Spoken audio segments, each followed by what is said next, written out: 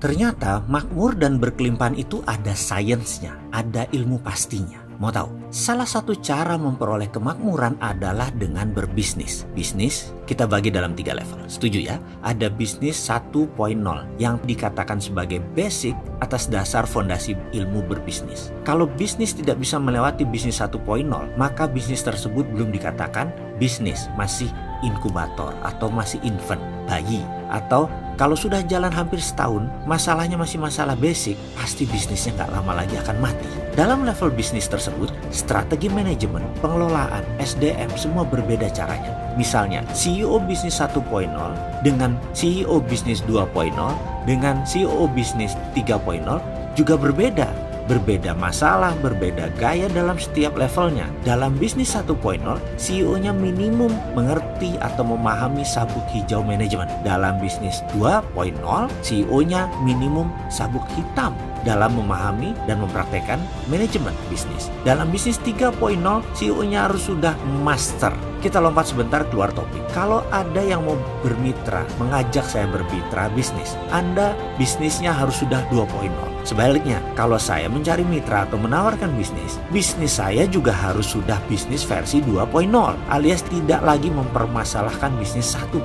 Nah sekarang, apa maksudnya bisnis dikasih versi tersebut? Mitra macam apa yang saya cari? Atau bisnis seperti apa yang di 2.0 yang harus ditawarkan? Kita sepaham dulu bisnis. Bisnis 1.0 adalah beberapa masalah yang harus diselesaikan dan harus sudah autopilot. 1. Masalah produksi. 2. Masalah omset atau sales. 3. Biaya-biaya. 4. Masalah pembukuan. Lewati hal ini, Anda berada di bisnis 2.0. Minimum semuanya sudah diselesaikan, bahkan bisa autopilot. Kalau Anda ada produk tetapi salesnya belum tercapai atau biayanya besar sehingga untungnya tipis, itu Anda masih dalam masalah bisnis 1.0. Segera selesaikan, segera autopilotkan, maka bisnis 1.0 tersebut bisa naik ke 2.0.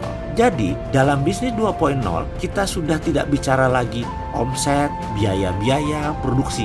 Yang harus dilakukan di semua itu harus diselesaikan di bisnis 1.0. Lalu ada bisnis 2.0. Baru masalah muncul yang lebih rumit. Perlu strategi bisnis baru. Berbisnis mulai dengan banyak jurus kungfu, jurus silat, jurus karatenya. Tergantung gelanggangnya, tergantung kompetisinya. Kalau seorang business owner 2.0 dan CEO 2.0, biasanya orang sudah jago berantem dalam banyak gelanggang dan paham jurus bela diri, dan serangan bisnisnya juga sangat banyak variannya. Sekali lagi, apa itu bisnis 2.0? Kita akan urai yang dimaksud bisnis 2.0. Salah satunya ada brand atau merek, ada regulasi pemerintah. Tapi sebentar, ngomong-ngomong, sahabat sudah nggak ada masalah kan dengan masalah 1.0 atau 1.0 dengan sales, jualan sudah bagus kan? Sudah lewat masalah 1.0 atau masih ribet urusan 4 persoalan tadi? Lah bagaimana kalau itu masih bermasalah? Bagaimana Indonesia bisa jadi nomor 5 besar di dunia tahun 2030? Orang kita masih beribet di 1.0. Tuntaskan dulu 1.0 lalu masuk 2.0.